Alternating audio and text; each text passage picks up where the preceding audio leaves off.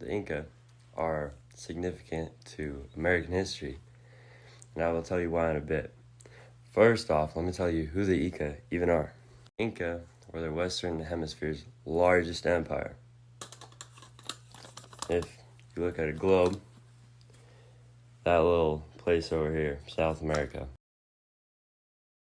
that's where they lived.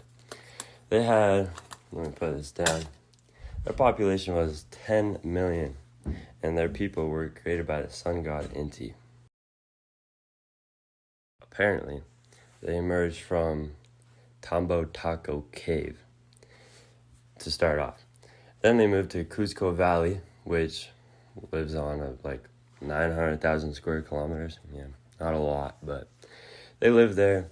Then they first settled in the valley in like 1200 CE. They were a small kingdom till like 1438.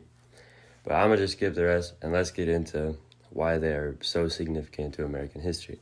But I did forget, like 100 years later, after the rise of their kingdom, in the 15th century, the Inca Empire was no more. Now, the Inti are significant because of the architecture they used, the farming technique they used, and lastly, how the Inca went out. That is a big thing too. Now, to start, let's talk about the architecture. The Inca made all sorts of things. They made transportation networks, they made rope bridges, then lastly, they made the Machu Picchu. Not Pikachu, the Machu Picchu. And that is a huge tourist attraction today. And first, their transportation network that I was talking about covered 25,000 miles. That is a lot of miles. Just like how long this hair is, but a lot longer. The transportation network helped their goods, transporting goods, and then made trades easier. And then the rope bridges kind of did the same thing, but it was like more to travel by foot. So then you didn't have to travel with like horses, because that'd be kind of dumb on a rope bridge. For example. Lastly, the Machu Picchu is located 2,430 meters above ground and is in Peru, so that's kind of cool. That's in South America, and it is one of the largest and greatest achievements of land use in the world.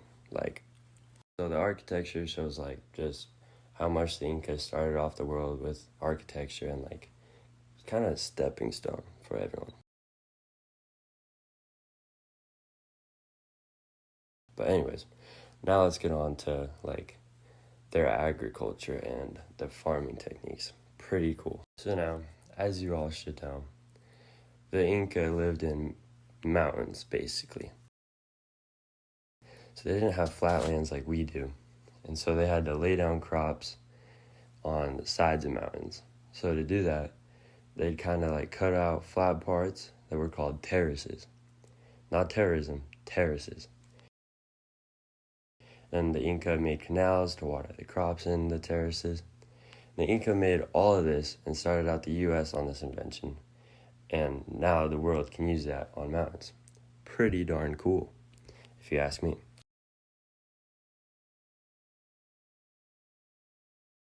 Last but not least, I want to talk about the ending of the Inca Empire.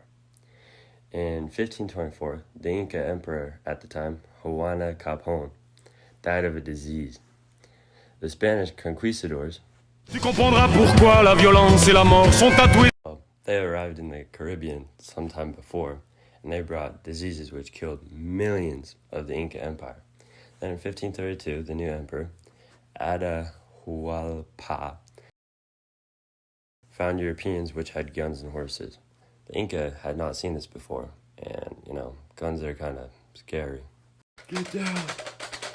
But the Europeans killed the captive Inca, and finally, in 1542, the Spaniards killed off the remaining Inca, and the Inca were fully destroyed.